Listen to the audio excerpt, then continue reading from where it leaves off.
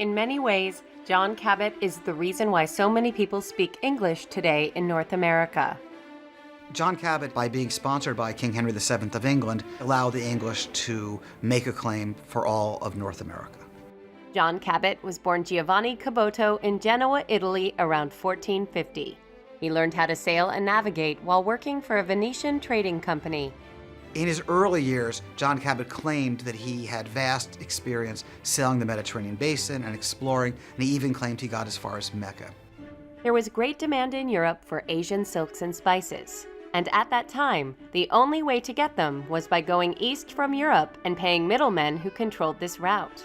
Upon hearing the news of Columbus's successful voyage to what we call today the New World, John Cabot realized that there were opportunities to pioneer another more northerly route around the territories Columbus had discovered to reach Asia by a water route.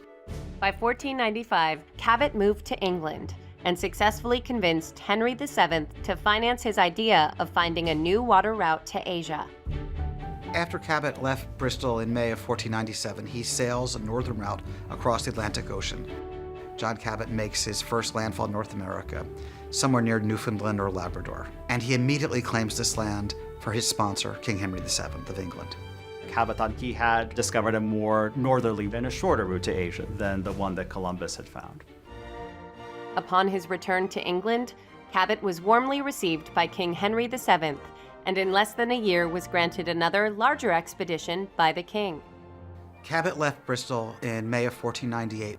They do more extensive exploring than he'd be able to do in 1497, and they decide to return home before the water got too cold, before the ice encroached.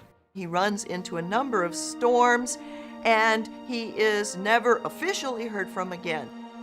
John Cabot should be remembered for two prime reasons. First, he allowed the English to lay claim to much of North America. Second, his crew brought home 3 Inuit men clad in furs who within a couple of years were dressed like Englishmen, speaking English, and convinced the English that the native peoples of North America could be transformed into Englishmen.